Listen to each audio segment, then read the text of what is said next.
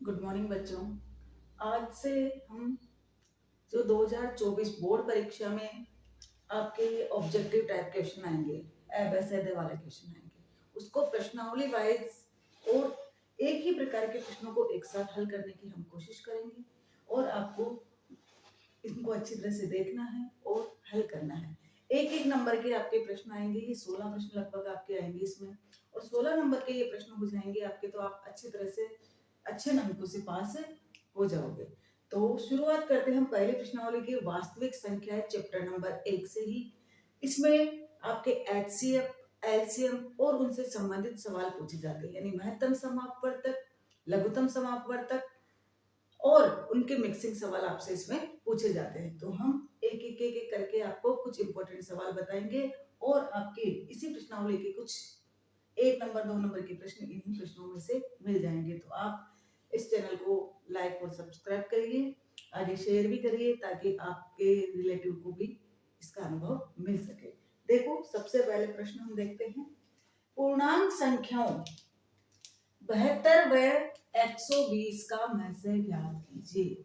महसे HCF, महत्तम समापवर्तक। तो देखो, आपको करना कुछ भी नहीं है, दोनों संख्याओं को साथ लिखे एक बार आपको रफली हल करना है। यूं एबैसेडे जय गणेश जी ऐसे नहीं करना है कि हाँ जय बजरंगबली सही हो जाए। आपको थोड़ा सा हल करना आना चाहिए। तो मैं आपको एचसीएफ और एलसीएम का ऐसा तरीका बताऊंगी जो आप बिल्कुल सरल तरीके से कर सकते हैं। तो ये आपको इस प्रकार से इनके गुणनखंड करना आता है या इनका एलसीएम लेना आता है, एचसीएफ लेना भी मैं आज आपको सिखाती हूँ। सबसे पहले इसमें देखो, दोनों में इकाई का अंक, इकाई के अंक में 2 का भाग जाता है, तो इसमें भी 2 का भाग जाएगा। 2 का भाग जब 72 में लगाऊंगी तो 36 बार गया और 120 में लगाऊंगी 60 बार गया। फिर 2 का भाग लगाऊंगी, 36 में 18 बार गया और 60 में 30 बार लग गया। फिर इसमें 2 का भाग लगाएंगे, 18 में 9 बार चला जाएगा और 30 में हमारे पास 15 बार चला जाएगा। अब इसमें समान संख्या 3 का और हम भाग लगा सकते हैं, जो दोनों में भाग लगा जाएगा। 3 या 9 और 3 पंजो 15।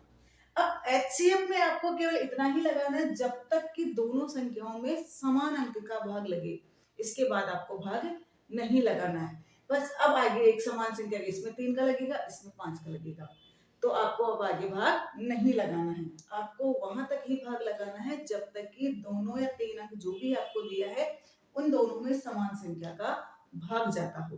तो इन दोनों अंकों में समान संख्या का यहाँ तक भाग गया, इसको गुणा कर लेते हैं। 3 दूना 6, 6 दूना 12 और 12 दूना 24। तो इसका हमारे पास आंसर आ गया 24। तो इस प्रकार से आप वहां इसको हल करके आएंगे, गलती नहीं करेंगे। ये 1 नंबर में आपका प्रश्न आने वाला है। अब सेम यही प्रश्न बच्चों, ये पूर्णांक संख्याओं 96 और 404 का एचसीएफ ज्ञात करो। तो इसको भी हम कर लेते हैं। ये 96 और ये 404, इसको करते हैं। इसमें भी दोनों में सम संख्या है, इकाई के अंक पे 2 का भाग जाएगा, तो इसमें लगाते हैं। 2 का 2 चौके 8, 1 बच गया, 2 8 16। इसमें लगाओ 2 दूना 4 और 2 दूना 4। एक बार और 2 का दायरा है, ये 48 का आधा 24 या 2 दूना 4 और 2 चौके 8, 2 एकम 2, 2 एकम 2। अब इसमें समान संख्या का भाग नहीं जा सकता, तो हमारा एचसीएफ यही रुकवाना है हमें। 2 दूना 4, यानी हमारा आंसर हो गया 4। अब अगला प्रश्न देखो बच्चों, इसमें 68 और 119 का एचसीएफ निकालना है।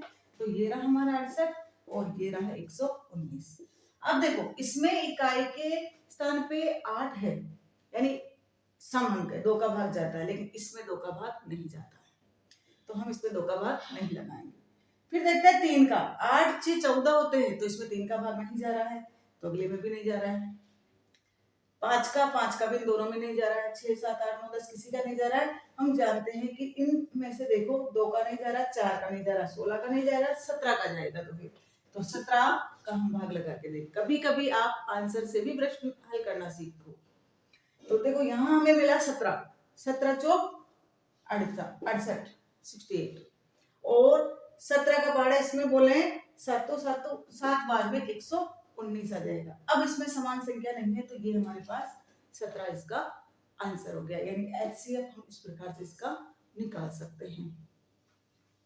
अब इसी प्रकार से आगे 2-5 प्रश्न और हम एचसीएफ से संबंधित हल कर लेते हैं ताकि ये हमारे पक्के हो जाए। तो आगे का प्रश्न हम देखते हैं। अगला प्रश्न है वही एचसीएफ निकालना, अपने को संख्या चेंज हुई है 144 और 198 का एचसीएफ यानी महत्तम समापवर्तक हमें निकालना है। तो देखो करना क्या है, ये 144 और यहाँ रख देते हैं 198। दोनों में हमारे पास इकाई के अंक पे सम अंक है, 2 का भाग जा सकता है, तो यहाँ पर हम इसमें 2 का भाग लगा देते हैं। 2 2 7 14 और 2 दूना 4, 2 नम 18 और 2 नम 18। अब देखो इसमें अब 2 का भाग नहीं जा सकता, इसमें तो जा सकता लेकिन इसमें नहीं जा सकता। और एचसीएफ के लिए मैंने आपको बताया है कि ऐसी संख्या का भाग लगाना है जिसका दोनों ही अंकों में पूरा पूरा भाग चला जाए। तो देखो 72 में भी 3 का जाता है और 99 में भी 3 का जाता है, तो हम इसमें 3 का लगा देते हैं। 3 दूना 6 और 3 चौक 12, 3 तिया 9, 3 तिया 9। फिर 3 का जा रहा है, 3 8 है 24 और 3 एकम 3, 3 एकम 3। अब इसमें कोई भी समान संख्या का भाग नहीं जा रहा है। 8 और 11 दोनों ही अलग अलग संख्या है, इसमें समान संख्या का भाग नहीं जा रहा है। इनको सह अभाज्य संख्या कहते हैं जिसमें किसी भी समान संख्या का भाग नहीं जा सकता है। अब इसको गुणा करें, 3 तिया 9 और 9 दूना 18, तो ये हमारा आंसर आ गया 18। एचसीएफ इसका आ गया 18। ऐसे ही दूसरा है 375 व 675 का एचसीएफ। ये 375 और 675, देखो इकाई पे हमारे पास 5 है तो 5 का ही भाग जाएगा सीधा सीधा 5। 5 का भाग इसमें लगाए, 5 7 35, 7 बार और 2 बचता है तो 25 हो गए, 5 25 यानी 75 बार चला गया इसमें भाग। 5 का भाग इसमें लगाएंगे, 5 एकम 5, 1 बचा 17 हो गया, 5 तिया 15, 2 बच गया, 5 25। फिर 5 का भाग लगाएंगे, 5 दूना 5 एकम 5, 2 बचे, 5 25, 5 दूना 10, 3 बच गए, 5 7 35। अब देखो 5 का तो हो चुका है, अब 3 का जा सकता है। इसमें कोई फर्क नहीं पड़ता कि आप ऊपर बड़ी संख्या का लगा रहे हो नीचे छोटी का लगा रहे हो, आपको ये ध्यान रखना है केवल समान संख्या का भाग लगाना है। अब 3 का लगा रहे, 3 पंजो 15 और 3 9 27। अब इसमें समान संख्याओं का भाग नहीं जा रहा है, तो बस यहीं पर 5 25 और 25 75। तो 375 और 625 का जो एचसीएफ हमने निकाला है बच्चों, वो हमारे पास आ गया 75। गुणा करके इसको यहाँ लिख दीजिए, आपका आंसर बिल्कुल सही आएगा। लेकिन यूं नहीं है, हाँ आंख बंद करिए 1 2 3 4, हाँ बालाजी ये सही, तो इसमें आपके प्रश्न गलत होते हैं। ऐसा अपने को नहीं करना है, आपको हल करके ही आंसर लिखना है। आप पीछे वाले पन्ने पे रफ कार्य कर सकते हैं, उसमें ऐसा नहीं कि इधर काम कर रहे हो इधर रफ कर दो, नहीं, लास्ट वाले पन्ने पे ही आपको रफ काम करना है। बिल्कुल ध्यान से, सावधानी से और सफाई से कार्य करना है ताकि आपके अच्छे मार्क्स आए। अगला प्रश्न देखो, यदि m और n दो धनात्मक पूर्णांक है जिन्हें हम m को तो लिख सकते हैं, हमारे पास m तो है x² और n है x3, n जो है वो है x3y² के रूप में हमें लिखा जा सकता है, जहां x व y अभाज्य संख्याएं। तब एचसीएफ हमें m और n का एचसीएफ निकालना है। तो इसमें ज्यादा डरने की जरूरत नहीं, एक्स वाई आ गए। इसमें देखो x का खोल के भी देख सकते हो आप, इस प्रकार से इसको खोल सकते हो, x x 2 बार, y y y y y 5 बार, 3 2 5। इसमें देखो x 3 बार और y हमारे पास 2 बार। अगर डायरेक्ट लेना आता है छोटी छोटी घातें आप ले सकते हो एचसीएफ में, और एलसीएम में बड़ी घात लेते हैं। तो यहाँ हमें केवल एचसीएफ को ही ध्यान में रखना है कि एचसीएफ पूछा है यानी महत्तम समापवर्तक पूछा है, तो हमें छोटी घातें लेनी है। अब देखो कॉमन देखते हैं इसमें, ये कॉमन, ये भी कॉमन, अब x कॉमन नहीं बचा, y कॉमन और एक y और कॉमन, यानी x 2 बार है, x हमारे पास 2 घात में है, 1 बार और 1 बार, और y भी 2 बार आया है, यानी x स्क्वायर वाई स्क्वायर। और यूं देखें तो देखो x इसमें छोटी 2 बार, इसमें 3 बार है तो हमें छोटे लेना है 2 बार। y इसमें 2 बार है, यहाँ 5 बार है तो छोटी घात लेनी है हमें y 2 बार। तो यहाँ से भी आप कर सकते हो और इस प्रकार से भी इसको हल कर सकते हो। तो अगला प्रश्न हमारे पूर्णांक संख्याओं 12 और 15 का एलसीएम होगा। पहले वाले प्रश्नों में हमने एचसीएफ निकाला था, इसमें हम एलसीएम निकालेंगे। दोनों का तरीका एक ही है, जैसे ये हमने लिख दिया 12 और ये लिख दिया 15। अब 12 में तो 2 का भाग जाता है लेकिन 15 में नहीं जा रहा। इसमें हम एलसीएम में तो किसी का भी लगा सकते हैं, लेकिन हमें तरीका वही अपनाना है, पहले दोनों में समान संख्या का भाग लगाना है। तो 3 का भाग इसमें जा रहा है और 3 का भाग ही 15 में जा रहा है। तो 3 चौक 12 और 3 पंजो 15। अगर आपसे एचसीएफ पूछे तो 3 आ जाएगा, और अगर एलसीएम पूछे तो इसका आगे तक हमें हल करना है। 2 का भाग 2 बार और 5 ऐसा का ऐसा, 2 एकम 2 और ये 5 और 5 एकम 5। एलसीएम में हमें पूरा एक एक आ जाए तब तक हमें इसका लघुत्तम करना है, एलसीएम करना है। 3 दूना 6, 6 दूना 12 और 12 पंजे 60। तो एलसीएम इसका क्या हो गया बच्चों 60। तो यहाँ हमारा ये 60 वाला ऑप्शन बिल्कुल सही है। अगला वाला सेम ही प्रश्न है, 12 और 15 का लसम यानी लघुत्तम समापवर्तक और महत्तम समापवर्तक यानी एलसीएम और एचसीएफ आपसे दोनों चीजें साथ पूछिए। तो हमारे पास एलसीएम तो इसका अभी आ चुका है 60, और एचसीएफ जो मैंने आपको बताया था कि कॉमन अंक जिसका हमने दोनों में ही भाग लगाया था। तो एचसीएफ हमारा 3 और एलसीएम हमारा 60। तो पहले लेसर पर पूछा है तो 60 और फिर मैसर पर पूछा है तो 3। तो ये वाला हमारा आंसर बिल्कुल सही हो जाएगा। अगला प्रश्न है, यदि दो संख्याओं का एचसीएफ 27 और एलसीएम 162 है तथा उनमें से एक संख्या 54 दी है तो दूसरी संख्या ज्ञात कीजिए। तो इस प्रकार के प्रश्न भी हमसे बार बार पूछे जाते हैं। इस प्रश्न में सीधा सीधा हमें एक फॉर्मूला लिखना है, HCF इंटू LCM बराबर प्रथम संख्या गुणा द्वितीय संख्या। अब जो जो मान हमें दिए वो रख देते हैं। एचसीएफ हमें 27 दिया है, एलसीएम हमें 162 दिया है और प्रथम संख्या हमें 54 दिया है और दूसरी संख्या हमसे पूछी है तो द्वितीय संख्या। तो देखो बच्चों, द्वितीय संख्या निकालने के लिए जो प्रथम संख्या है उसका भाग हम इसमें लगा लेते हैं। और ये देखो 27 इंटू 162 बटा 54, दूसरी संख्या आ जाएगी, ये 54 इसके नीचे चला जाएगा। अब देखो 27 का भाग सीधा सीधा 54 में 2 बार जा रहा है और 2 का भाग हम इसमें लगा सकते हैं, 2 8 16, 2 एकम 2 81। तो इसमें से जो 81 ऑप्शन है वो हमारा आंसर बिल्कुल सही होगा। तो इस प्रकार से दूसरी संख्या भी दी है तो इसी में भाग लगाना, तो पहली संख्या आ जाएगी, और पहली संख्या दी है तो उसका भाग लगाओगे तो दूसरी संख्या हमारे पास आ जाएगी। तो इस प्रकार के प्रश्न आपको बोर्ड में बार बार पूछे जाते हैं। तो इसी प्रकार का अगला प्रश्न हम देखते हैं। इसी में अगला प्रश्न है, यदि पूर्णांक x व 18 का एलसीएम 36 और एचसीएफ 2 है तो x का मान ज्ञात कीजिए। तो इसमें भी वही है, दो पूर्णांक दिया है तो दोनों पूर्णांकों का गुणनफल कर देते हैं या दोनों संख्याओं का गुणनफल लिख देते हैं। एचसीएफ गुणा एलसीएम बराबर प्रथम संख्या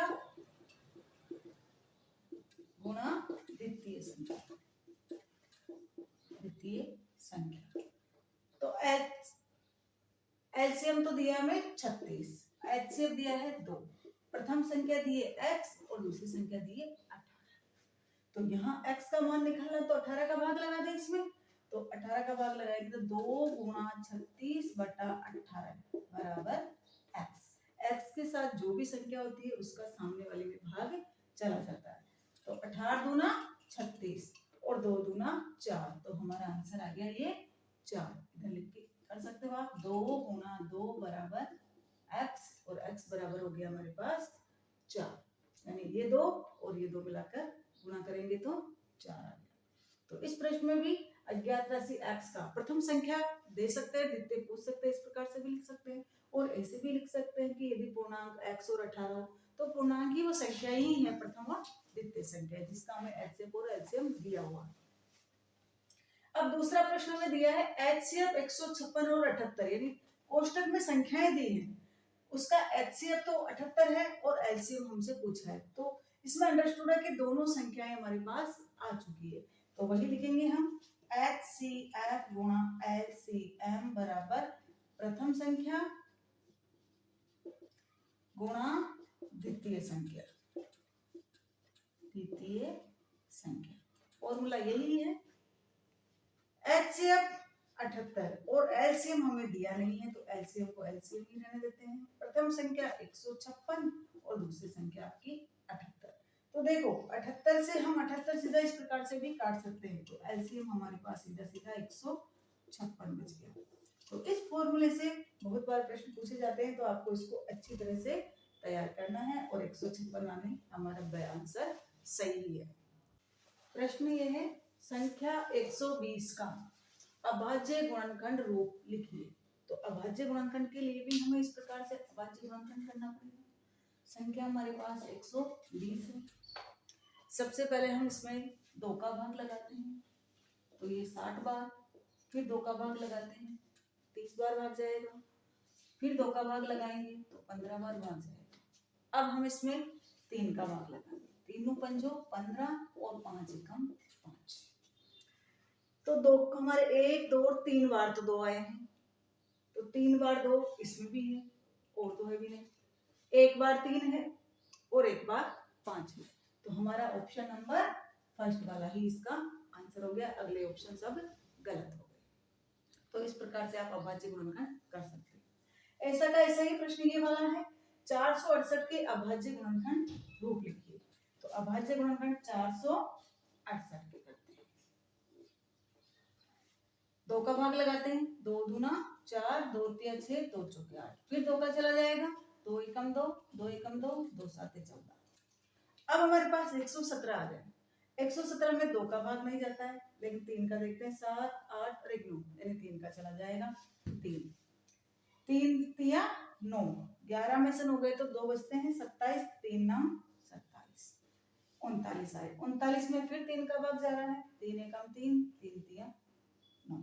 अब इसमें 13 का भाग चला जाएगा, 13 एकम 13, तो हमारे पास पावर क्या बनी इसकी, 2 की पावर 2, 3 की पावर 2 और ये आ गया 13, यानी ये जो है 2 की पावर 2, 3 की पावर 2 और ये 13, तो ये वाला ऑप्शन हमारा बिल्कुल सही है।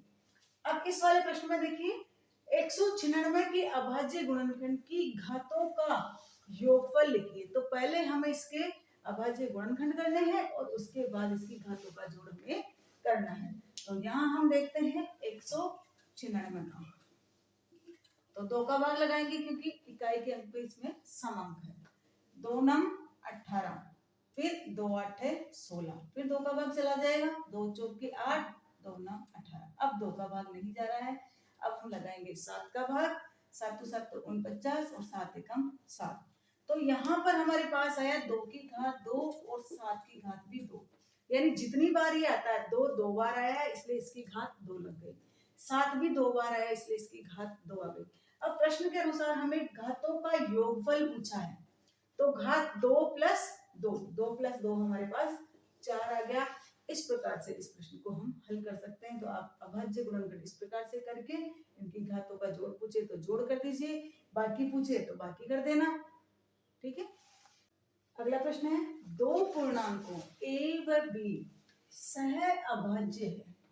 तो देखो बच्चों, सह अभाज्य संख्याएं वे संख्या होती है जिनके आगे और उनका कोई कॉमन फैक्टर या उभयनिष्ठ संख्या नहीं हो सकती है, केवल एक ही होता है जो उनका कॉमन फैक्टर होता है, इसके अलावा और कुछ भी कॉमन उनमें फैक्टर नहीं होता है, कॉमन संख्या उनमें नहीं होती उनके अभाज्य गुणनखंड जब हम करते हैं। तो सह अभाज्य यहाँ a और b दी है, तो इनमें से दोनों में कोई गुणनखंड उभयनिष्ठ नहीं है या दोनों में अन्य कोई उभयनिष्ठ गुणनखंड विद्यमान है या विभाजित कर सकता है बी को या उपयुक्त सभी। तो केवल हमें एक ही ध्यान रखना है कि दोनों का अब कोई उभयनिष्ठ गुणनखंड नहीं है, तो इसमें आंसर आपका फर्स्ट वाला बिल्कुल सही होगा। अगला प्रश्न है एक परिमेय संख्या और एक अपरिमेय संख्या जैसे परिमेय संख्या मैंने 5 ले ली और अपरिमेय संख्या √2 ले ली। एक बार इनको जोड़ा है मैंने और एक बार मैंने इसको घटाया है, क्योंकि इसमें कहा है एक परिमेय संख्या और एक अपरिमेय संख्या का योग व अंतर कौन सी संख्या आएगी। तो देखो, जोड़ने के बाद और घटाने के बाद भी आपके पास अपरिमेय संख्या ही बचती है, तो इसमें से हमारा ऑप्शन नंबर ब वाला बिल्कुल सही हो जाएगा, अपरिमेय संख्या। अगला प्रश्न हमसे पूछा है कि निम्न में से कौन सी संख्या अपरिमेय संख्या नहीं है। तो देखो, रूट आ रही है वो आपके अपरिमेय है, पाई आ रही है वो अपरिमेय है, यहाँ पर भी रूट आ रहा है अपरिमेय है, और यहाँ पर दोनों जगह पाई पाई दिख रहा है तो पाई से पाई कैंसिल हो जाता है और यहाँ केवल 7 बचता है और 7 हमारे पास परिमेय संख्या है, इसलिए ये वाला ऑप्शन बिल्कुल सही है कि ये हमारे अपरिमेय संख्या नहीं है। ये कौन सी है? परिमेय संख्या है, इसलिए हमने ये अपरिमेय संख्या नहीं है, तो फर्स्ट ऑप्शन पे टिक लगा दिया है। आगे दिया 2√5 एक कौन सी संख्या है? तो जिसमें रूट आए, जिसमें पाई आए, तो वो संख्या हमारी अपरिमेय संख्या होती है, तो ऑप्शन नंबर सी बिल्कुल सही है। अब इसके बाद हम अगले चैप्टर का, आपके चैप्टर नंबर 2 जो आपका बहुपद दिया है उससे संबंधित ऑब्जेक्टिव टाइप प्रश्न करेंगे। इन प्रश्नों को आप अच्छी तरह से हल कर लीजिए ताकि 1 नंबर तो इसमें से आपका पक्का हो जाए और हो सकता है 2 नंबर के प्रश्न भी इसमें से पूछ लिए जाए।